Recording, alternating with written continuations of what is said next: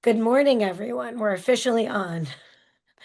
I'd like to welcome everyone to another HIV and global health round. One day we'll have the number, which would be very cool. That's our next task. How many of these have we done? Um, we've had a lot of fellows presenting recently, and we tried to scatter them about, but I think this is often what happens at the end of the year. But it's wonderful that we have our graduating fellows sharing about some of the work that they've done. So I'm going to introduce Dr. JJ Khan. He is a second year, but I think technically a graduated infectious diseases fellow at UCSD, originally from Lahore, Pakistan. He moved to the US in 2018 for his medical training, completed residency at Georgetown, University of Washington Hospital Center in DC. His interests are in medical education and the care of immunocompromised populations. And he'll soon join the University of New Mexico as a clinician educator in infectious diseases. Outside of work, interests are hiking, soccer, concerts, and movies. So, welcome, JJ. We're happy to have you here. Excited to hear about your presentation. I'll keep an eye on the chat and try to save bigger questions for the end. All right, I will get started then. Thank you so much, Dr. Blumenthal, for the kind words. And thank you so much, everyone, for listening in on Friday morning. I know everyone's busy, so I appreciate everyone's time. My topic for today is the current state of transplant access in people living with HIV. And I don't have any disclosures. My only disclaimer is that I'm not an expert on this topic. This was an opportunity for me to educate myself on an area of medicine that I'm extremely passionate about, a patient population that I'm very passionate about. And I hope it's as educational for people listening as it was for me. Now, I did obviously do a pretty extensive literature review, but if there are topics that I don't know about, I'm happy to look them up and get back to you via email. So I'm looking forward to all the questions. So the objectives of this talk are pretty simple: to describe the history of organ transplantation for people living with HIV, and to discuss the current challenges in access to transplantations for patients with HIV. Now, I wanted to start off with a little bit of history, which I'm sure many people on the call are already familiar with, but it's always good to review. Historically, HIV was considered a contraindication to organ transplantation. The main reasons for this were A, the scarcity of donor organs, and B, the concern for increased risk of opportunistic infections and organ rejection. HIV was basically a death sentence before the advent of effective antiretroviral therapy, and there were huge ethical concerns given the scarcity of organs. And this actually was reasonably well studied for something that was considered pretty risky at the time. So if you go back to the 90s, you can find multiple studies, all of them very small, none of them very high quality, but all of them helpful in their own way. And one of those that I found from 1994 from France described a series of 11 patients who actually developed HIV after liver transplantation. So all of them had tested negative prior to the procedure. And the way they got the infection, most of them got it via blood transfusion. This is obviously in an older time. One patient got it via the graft, so a donor derived infection, and the rest of the patients acquired it through traditional risk factors for acquiring HIV infection, i.e., sexual contact and inject IV drug use. So, what did this study show us? It makes for pretty grim reading. Um, the majority of the patients in the small study did pass away at a pretty short interval. The mean duration of follow up after the liver transplantation was 52 months. And even though this study was generally pretty negative study, um, at the end of that fairly long follow up, there were still four patients that were alive with active HIV infection. And off note, three of those had started taking the only available antiretroviral therapy at the time, zidovudine. So that kind of set the trend for how this would progress over the next 2 decades. So subsequently, the rise of ART occurred, and I won't belabor that point too much. I think that's something that's been well discussed, especially in this kind of conference. And the paradigm obviously started to shift in the late 90s, where people started to think of HIV less and less as a lethal infection, as a so-called death sentence. And more data was being published about the chronic non-infectious sequelae of HIV infection. Um, so around that time, a national survey was conducted in America, and the findings were pretty interesting. So the title for this was, "Should all human immunodeficiency virus infected patients with end-stage renal disease be excluded from transplantation?" So 148 transplant centers responded to the survey, and out of those, 88% did not consider kidney transplantation appropriate at all in any circumstance. This included a patient with asymptomatic HIV, controlled HIV. All of that was factored into the survey, and it did not change the results. And it was actually a pretty interesting paper because they did inquire each of the participants. They did ask them about what the thought process was, and it was actually already accepted by that time that the efficacy of ART was pretty good, but there were theoretical concerns about worsening immune function, persistent opportunistic infections, and higher rates of graft rejection. So these centers were clear that they would not offer kidney transplantation to people with HIV and ESRD, even if they were otherwise considered good candidates. So the picture continued to be quite grim initially because of the inertia that I mentioned from the medical community at large. The light at the end of the tunnel arrived in 2003 when this paper was published, which was basically describing outcomes in patients with HIV who had undergone either kidney transplantation or liver transplantation. And the study included a total of 14 participants. All of them had CD4 counts above 200 for at least 6 months. None of them had any history of prior opportunistic infections, so they were really selecting for the best possible cohort. And all of the patients had undetectable HIV viral loads for at least 3 months um, before the actual procedure happened. And you start to see 3 to 4 drug regimens at this point, which is consistent with what we'd expect. A lot of NRTI use at this time, and at a mean follow-up of 480 days, 100% of these patients were alive. So even though it's an uncontrolled study, that is a very promising finding for that time. There was actually some concern for higher rejections, which remained in the small cohort, so more rejections than you'd expect in a population of 14. The liver recipients were an even smaller cohort. This is the same study, and this only has the patients who survived and similar antiretroviral regimens.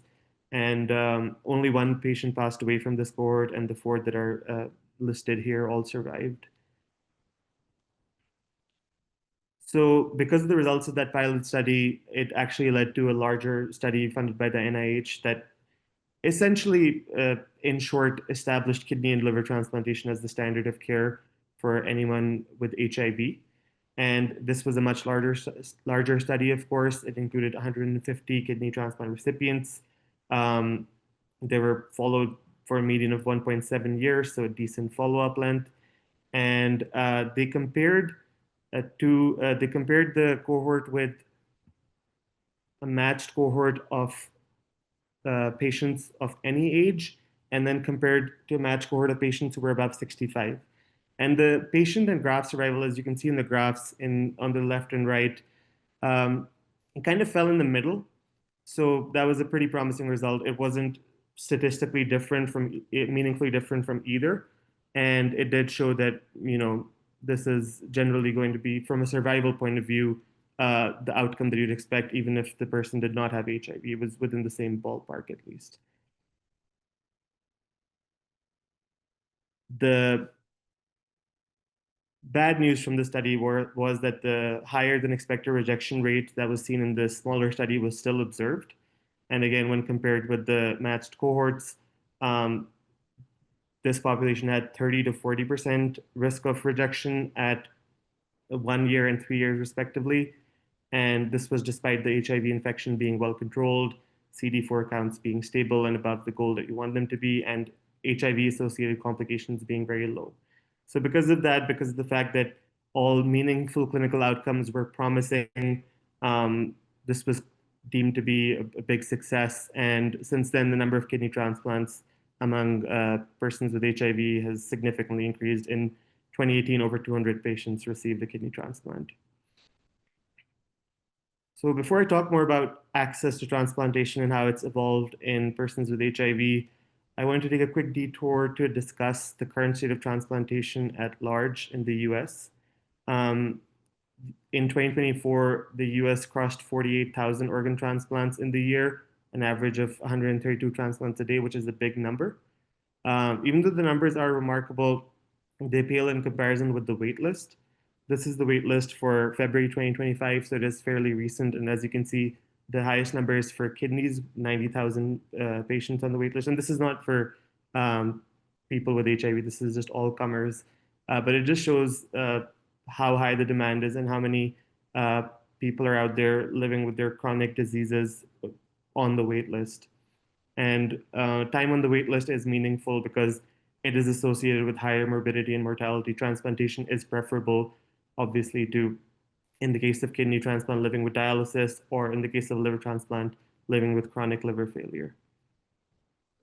JJ, So I'm really sorry. There was a quick question back on I believe the slide before about whether they were, no, slide before that, slide before that, if they were able to tease out if interactions were related. that's a good question. I am not sure. I don't remember that specifically being mentioned. If drug interactions were related to, is the question basically about whether the immunosuppression was insufficient because of the drug interactions? That's, I don't know if Miley can unmute, but that's how I would interpret it. Yeah, Was if failure as a relate of, right, as it relates to the, historical use of medications that had the, the protease inhibitors and the boosters because of the, what is it? CYP3A4 interactions. I hope I'm correct about that. Yeah, so that is generally a big problem, and obviously nowadays we discourage use of those medications in patients who are about to go undergo transplant. But in this study, particularly, as far as I remember reading, they didn't account for any of the higher rejection episodes. They didn't relate it to the change in immunosuppression that would be warranted potentially. But Okay. I would have to go back and double check to see if there was Can any. I, this is time. I just wanted to add. So one of the things that I think has been an issue, and we don't do that anymore. So generally, most kidney transplant recipients get thymoglobulin induction. And in the past, and I think for a number of studies, people have used basiliximab instead, which is sort of not the standard of care for induction immunosuppression. And they've done that in HIV positive patients because there's been concern of increased infection risk with thymo. And so more recent studies and sort of current clinical practice now is to use standard induction and standard immunosuppression, regardless of whether you have HIV or not. So that, I think, was one of the issues. That's a great point. Thank you. Um, so moving on past this, yeah. So talking about the general scarcity of organs and the creative ways that the medical community has been trying to like circumvent that or mitigate that. Um, there have been creative ways to try to uh, maintain organs better. So ex vivo perfusion is perfusing organs outside the body to A, assess, and B, potentially improve function. And then there's donation after circulatory death. Previously, transplantation only occurred from brain death donors, but recently, to increase the number of potential organs that are available and otherwise viable, circulatory death has also become a viable option. Obviously, this doesn't mean someone who has had a long downtime and has had ischemia in their body for a really long time, but someone who passed away in a controlled setting and they were allowed to comfortably pass away with dignity, and then a certain number of minutes later, their organs are procured. So, not to get too much into the weeds, this is just to emphasize um, how desperate the need is for more organs. And along the same lines, there's an infectious disease related consideration for that as well.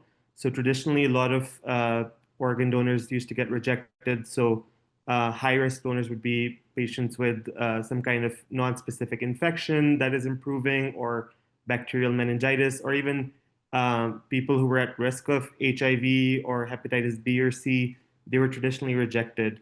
And all of the listed comers have slowly started to become more accepted, but I'm going to focus on the last one, which is donors who had HIV, and it's the use of donors who tested positive for HIV, which brings us to the next major shift in the history of organ transplant.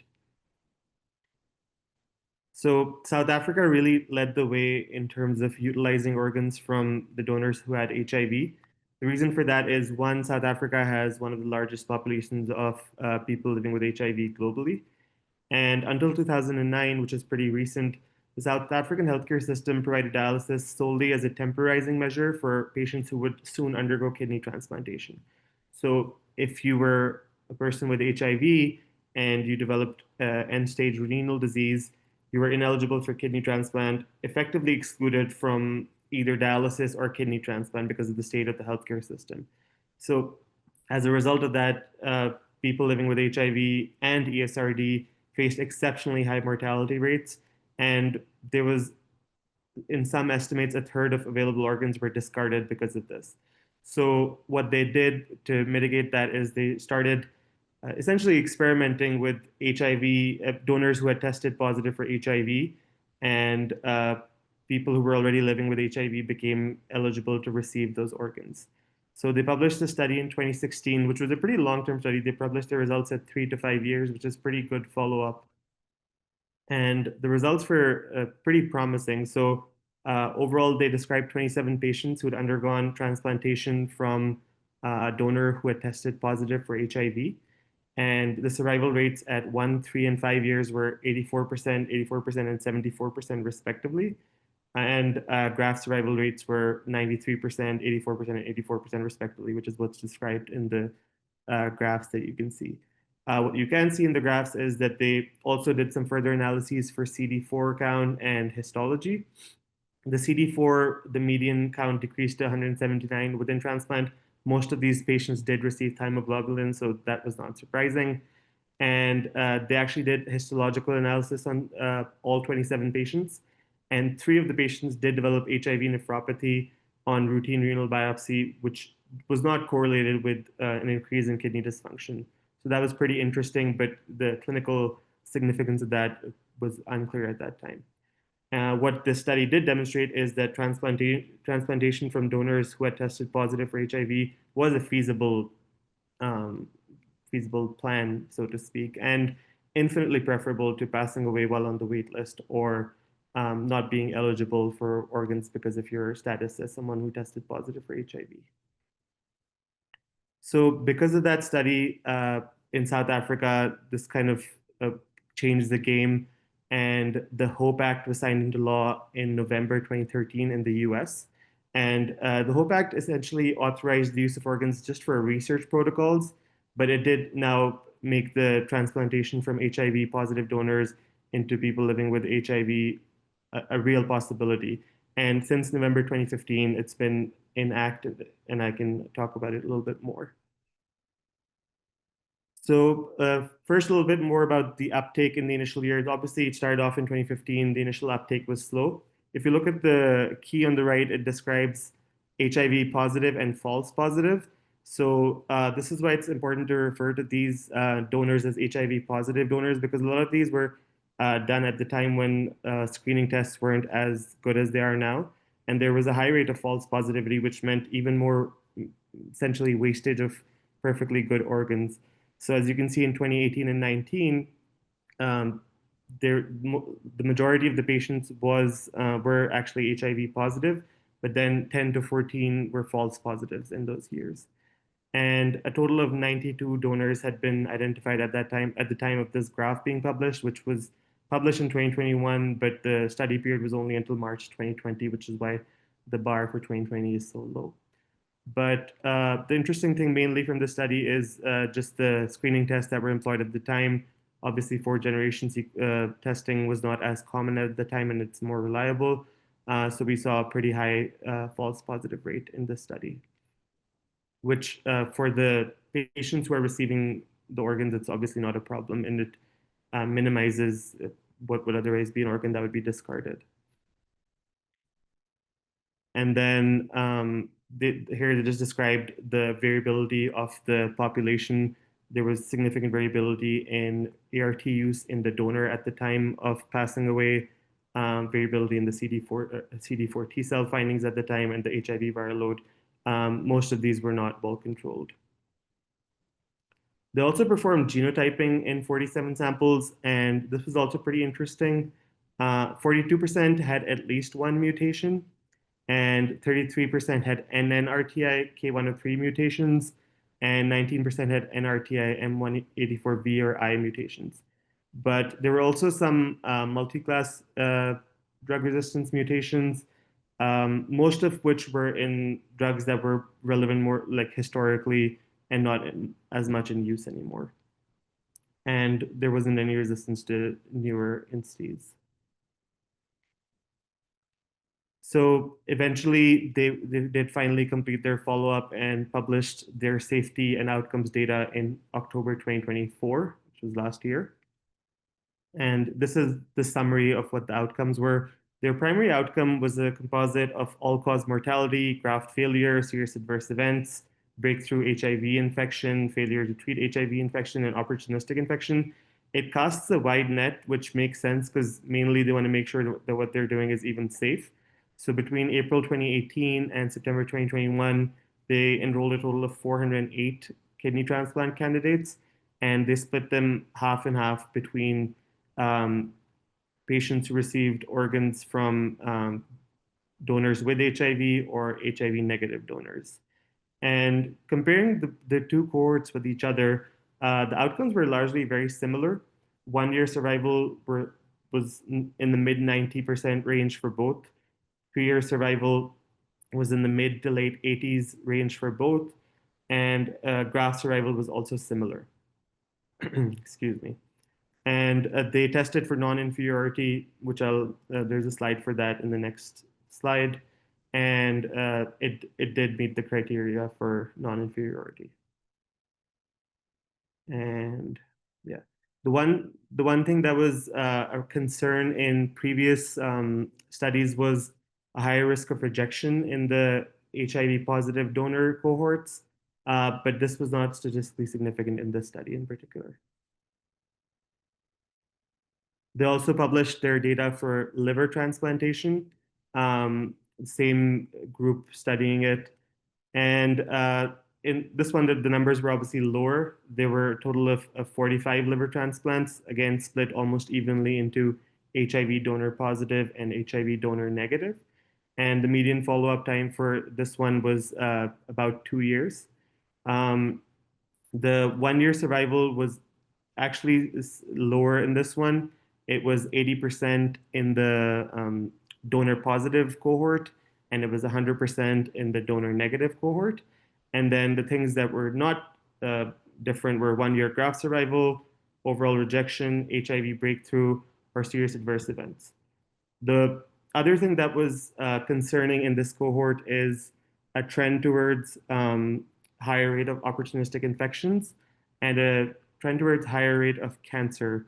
I think there were like 6 patients who developed cancer in the HIV donor positive cohort and 2 in the HIV donor negative cohort. So there were concerns. This wasn't the results for this weren't as cut and dry as the kidney study. But when they compared both cohorts with historical cohorts, they found that both of them had better patient and graft survival than the historical cohorts. So even though there was a potential increase in infections and cancer, that was something that needed to be studied more, and that remains an area under investigation. But that doesn't mean that this isn't a viable option for patients with HIV who have liver failure. And here's where it really made a difference. So for the kidney transplant cohort, it did lead to a pretty significant reduction in waitlist time for the HOPE kidneys. And as I've already mentioned, waitlist time is a pretty significant consideration because there's high occurrences of morbidity and mortality while patients are on the wait list for both kidney and liver transplant. So the median wait time was 10 months for the HOPE cohort versus 60 months for the non-HOPE candidates. So a 6 times increase in waiting time is pretty significant, especially with the large time frames that we're talking about, and this was statistically significant. And then, as you'd expect, there was also with that an increased transplant rate. So you can see the cumulative incidence of transplant, which is the y-axis, was significantly higher in the HOPE cohort compared to the non-HOPE cohort, and this amounted to about a 3.3-fold higher rate of transplantation. So because of these findings, the HOPE Act was actually amended and an additional rule was added by HHS in November 2024, just in time for the turn of the year.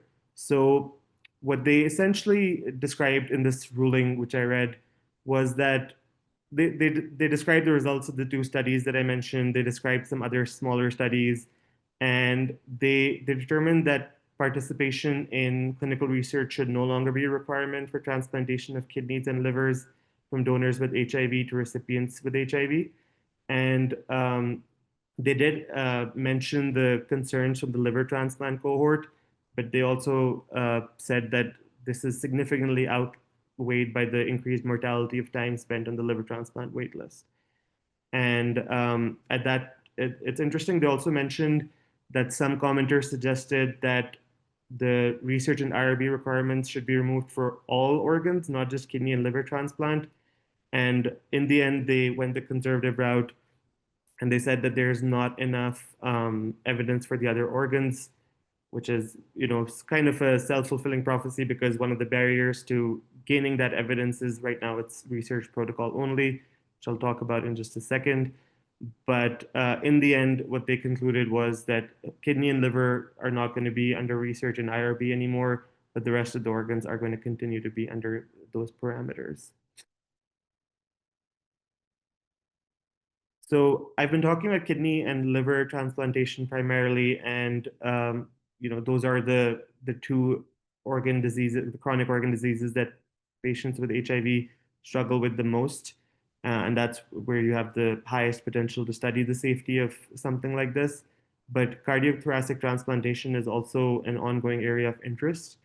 So starting with just pure HIV infected patients who are receiving organs from HIV negative donors. There was a series published in 2019 where they looked at 29 patients living with HIV who were about to undergo a thoracic transplant.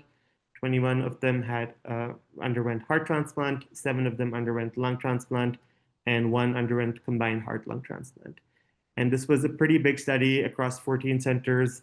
So the interesting thing here is that this started all the way in 2000 and ended in 2016, meaning that's the time frame that they looked at. And they compared it to registry data from the International Society of Heart and Lung Transplant. So they found that survival was similar in both cohorts, but rejection was higher in the heart transplant population, and pneumonia rates were higher, up to 80% in the first year for the lung transplant recipients. So this is kind of interesting because A, it's a pretty small study. B, the change in ART in that time, the ART paradigm shifted multiple times, and much safer ART medications with better drug interaction profiles, better side effect profiles, and better efficacy were introduced and became more widespread in that time. So I think the study is interesting, but I don't know if the concerns that it highlights are truly that concerning or just something we need to look more into. Coming to the HOPE kind of patients whose donors tested positive for HIV, so far 3 have been performed in the heart transplant realm. And as far as I could look up, I couldn't find any in the lung transplant realm in America, at least. So this is obviously an area that remains under investigation. There needs to be more investigation, but there seems to be a large amount of inertia with concern over the safety of these procedures, which hopefully with time there will be more and more uptake of this kind of procedure, and we'll see some high quality data published, which will once and for all settle this question. So, what other barriers remain? I say what other, but let's first talk about hope. So, I think the Hope Act generally was a huge success and continues to be a huge success. Obviously, this was a highly experimental form of treatment, which the medical community at large had not really experienced before, and there were ethical concerns before this became more widespread that you're essentially giving someone an infection. We've seen those kinds of ethical concerns come up with the use of hepatitis C and hepatitis B positive donor organs as well. So I think the conservative way that the Hope Act went about it and is continuing to go about it is probably the right move in the long term. Obviously, in the short term, there is some harm because a lot of organs that would otherwise be perfectly valid would have to be discarded. But I think at least going the conservative route means that we have the opportunity to publish high quality data, and then the concerns are kind of nullified that way. The good thing is that for liver and kidney, the research protocols are no longer the only way to um, perform these kinds of transplants. So hopefully the numbers will start to increase in the next few years. The change in the law just happened less than a year ago, so I imagine it's only in the next few years that we'll start to see a real change in the dynamics of the situation. But talking about the other barriers, there are so many, and I'll try to go through them in as organized a fashion as possible. They kind of relate with each other, so you might find me repeating myself or saying things that might pertain to other factors, but I think they're all interconnected. So starting with logistical and medical, I have this nice diagram here which looks at the hoops that you have to jump through to get an organ or get an organ transplantation procedure through the Hope Act. So first you have to have a diagnosis of HIV, and you have to be aware that this Hope Act even exists and what the ramifications are. Then you have to make the decision to donate your organs after you pass away. That's for the donors. Then the hospitals have to be aware of this, and they have to refer patients who have a history of HIV or who have been diagnosed with HIV or tested positive for HIV for organ transplantation. Then for the centers themselves, they have to have approved research protocols for this kind of transplantation. There have been studies that have looked at the uptake of this, and it looks like the geographic distribution is very unequal. Especially the South and the Midwest are, large deserts when it comes to uptake of this procedure. And then the final hoop that you have to jump through is that you have to actually get the offer and make an informed decision about accepting it. So these are all, none of these are insignificant, and they do lead to delays in care and delays in this kind of procedure becoming more widespread. Leaving the Hope Act aside, persons with HIV generally face a lot of medical and logistical obstacles to be added to the wait list for organ transplantation at large.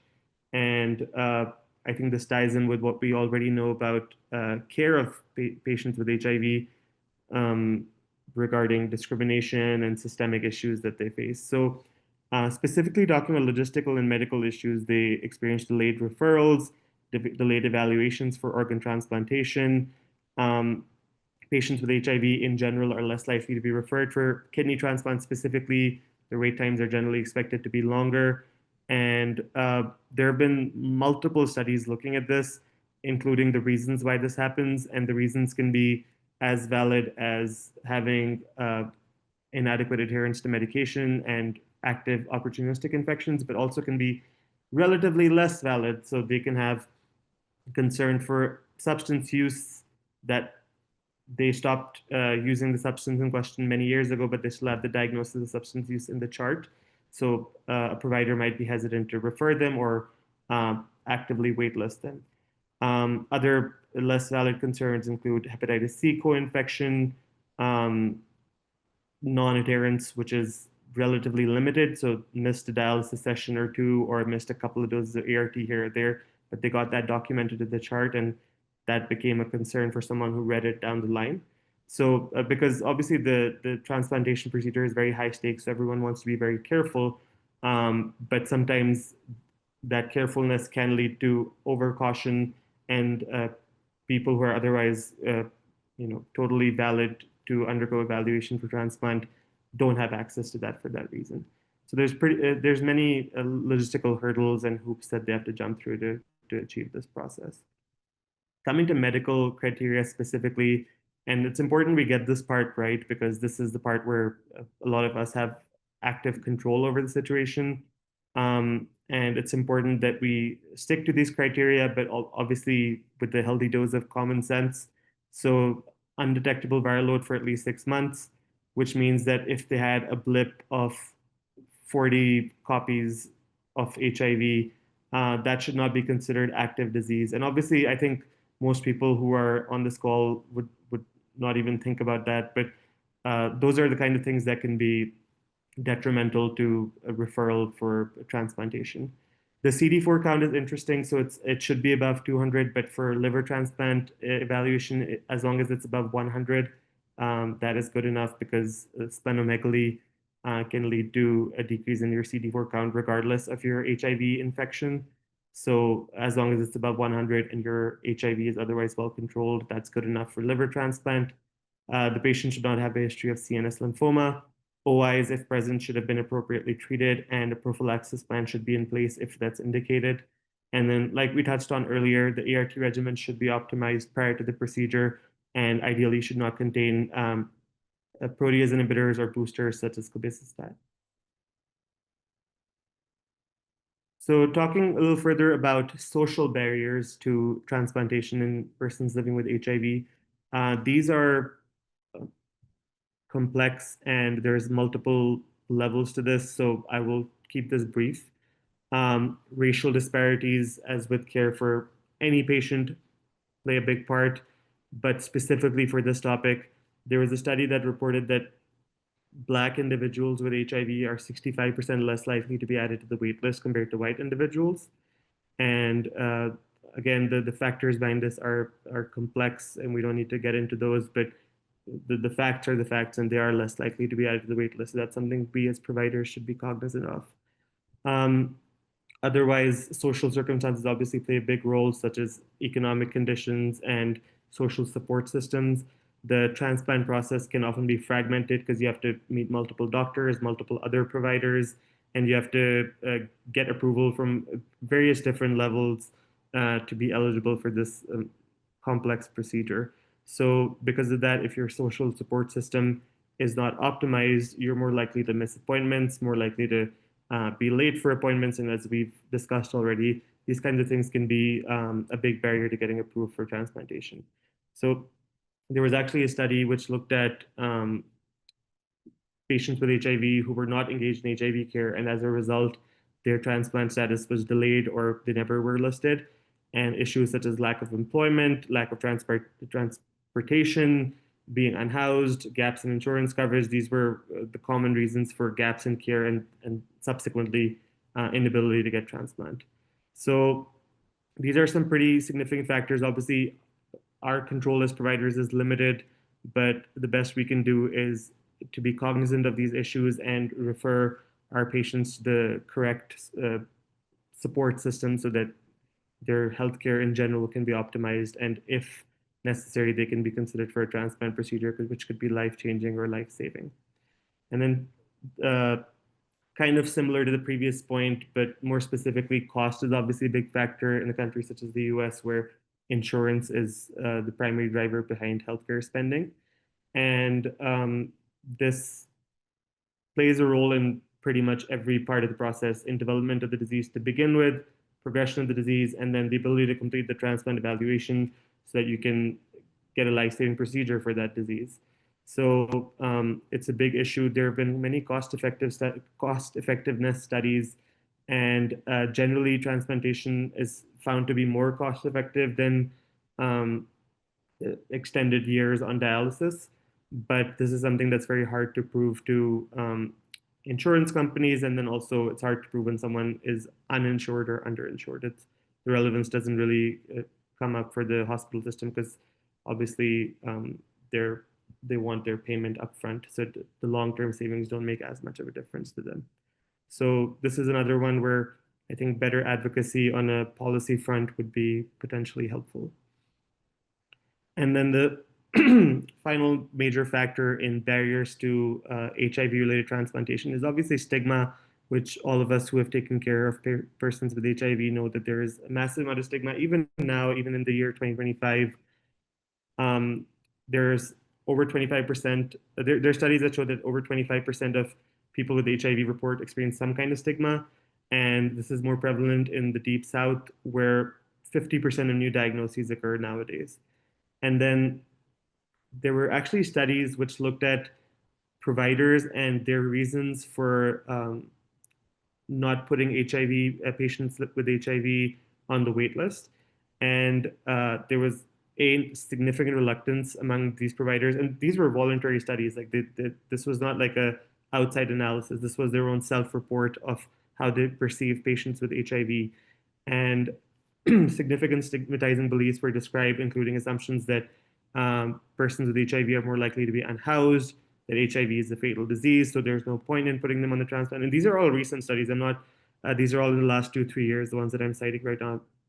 You'd expect it in like the late 90s, early 2000s, perhaps, but you would hope that society has evolved more.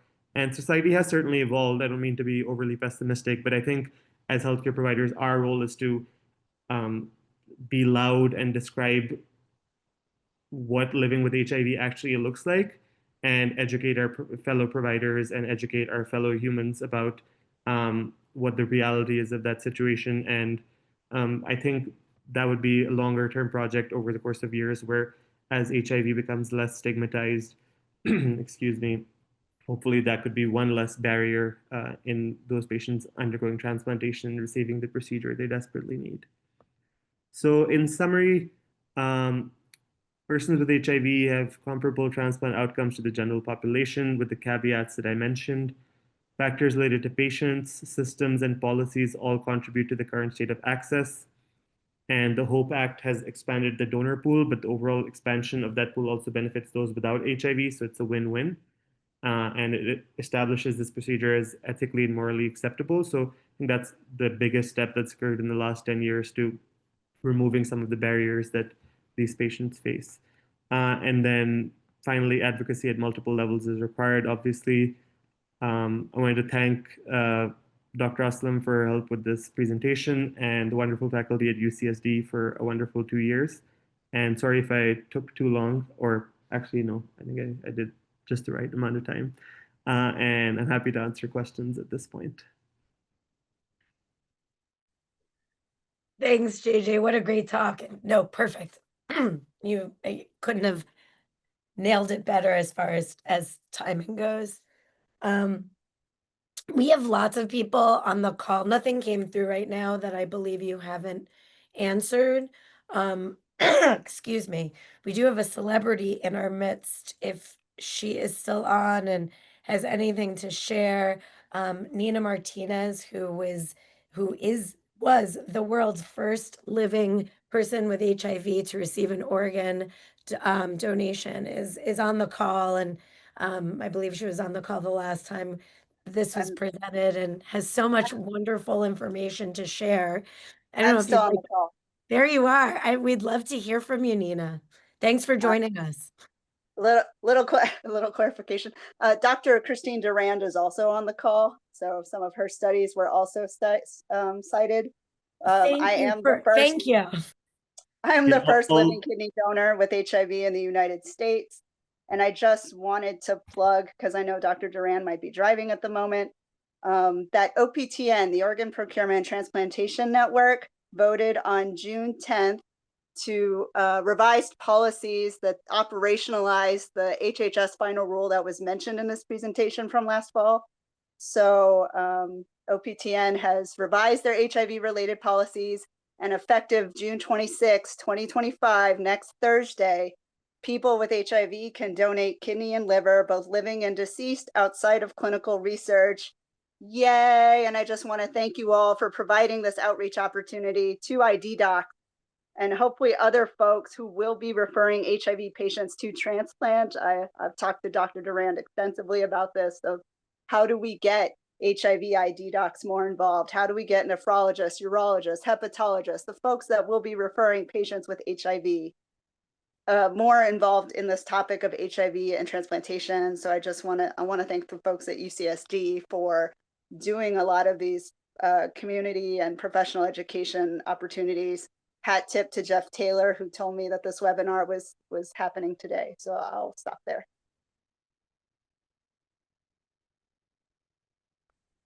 Thanks so much, Nina. And it looks like Dr. Durand is not on anymore. So I would have had her unmute if she could, but she did join.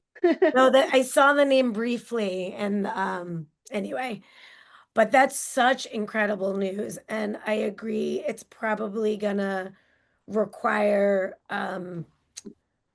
meetings of all the minds that need to go into this, and you know, as far as how best to implement that, and I think that's very exciting news. So that's wonderful There to there hear. was a question in the chat in terms of Oh, do the current HIV funding issues yes. currently affect hope? And that's a valid question. And despite all the hiccups with HIV funding, you know, this is amazing that this has gotten through. And I will say that historically, hope has been a bipartisan issue because people of all political affiliations have two kidneys. And as was mentioned, hope helps everyone waiting on a kidney transplant and liver. This is Christine. I am still on, and thank you to Nina for letting me know about the webinar. I think Dr. Khan, you did a fantastic job of giving an overview, and you know, just great to get the word out there, especially at this historic moment where we can expand outside of research. So thanks for getting the word out. Yeah, thank you so much for your wonderful work. It was a huge influence generally, but also in preparing this talk, and I'm sure you can tell, it was so helpful. This is Simon. Thanks for joining Christine and Nina. So I wanted to thank Christine and Dori Segev both actually that have really been at the forefront, at least for these NIH-funded clinical trials that have changed practice. And I feel like we've been pretty fortunate at UCSD to have been able to be a part of these studies. I think from 2019. Christine and others are currently leading a submission now actually for NIH-funded study for heart transplant for HIV positive donors to positive recipients. So that's in the works also. Yep, fingers crossed it gets reviewed in July. And it's looking positive that we're also going to have funding to do longer term follow-up of our liver. And we do have funding at this moment to do longer term follow-up of the kidney. So we hopefully will have more data for you, especially for the issues like cancer and opportunistic infections on the liver side. That should be coming soon. So. That's all wonderful to hear. I mean, just two UCSD providers, Miley, who is sort of leads our Medicare annual wellness visits here, and sounds like they're asking about organ donation, which is great. And I hope for those outside of UCSD here in their Medicare wellness visits for, you know, for those who see patients living with HIV. That's a great thing to include. And I know, Miley, you said that you couldn't unmute, but I don't know if you can write it in. Where does this get documented that they are, you know, that they agree to organ donation? And is it information? I mean, it sounds like this would be very good information to have on the other side, and I don't know how that gets coordinated. And this is maybe a question to the group. It's part of the prepare for your care documentation. Okay. But so it's in the advanced care planning. So it's in the directive. But how would, you know, SIMA's group or other groups know that or have that information? How do they talk? I mean, the best thing to do is to have the patient who wants to be a donor sign up, and you don't have to disclose the HIV status when you sign up to be a donor. So organ.gov, you can sign up online, you can sign up at the motor vehicle department. that's the most straightforward way. But if Right. also just letting loved ones know you want to be a donor, because that's who gets asked at the time of death if you're not registered. Okay. I just was wondering in the registration process if they're asking those questions. I, I just click the box, I'll be No, an yeah, organ donor. exactly. That's if a person with HIV clicks the same box. There's no question about risk factors or HIV Okay. or anything like that. Got it.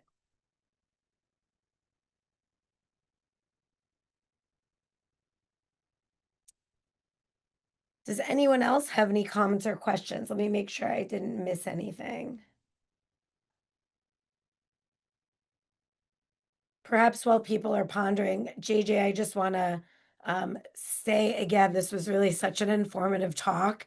And for those who don't know JJ, because I think this is the first time presenting at High Rounds, always gives such a detailed and you know, informational talk. This is no surprise how good this was, and you are definitely going to be missed as you move on to your next the next thing in life. And they're very lucky to have you in New Mexico. Thank you so much. That's very kind of you. And I'll miss UCSD so much. Well, this won't be the end. Okay, and lots of things popping in the chat from Nina about increasing organ donor registration and how to do that. And obviously, this is a great plug for us to make sure our patients are signed up, and probably something again, as we more and more inclusion of people with HIV in sort of standard of care things. So this is another very exciting step for them. That's something that they've always maybe wanted to do. Now can do that. I don't know if anyone from Jill, oh, sorry, Scott, yeah. my attention was in and out as I'm sitting here working on other things too, but it was a great talk. JJ, thank you. One question I had about, I looked through the chat and saw that organ donation is discussed as part of the annual exam. I don't know how regularly that's done, but I think it would also be helpful if there's an information sheet that's handed out as well. Do we have that? And is there a well-defined, and sorry if you covered this, a well-defined network of transplant surgeons who do this work at UCSD that would be part of that for people to contact?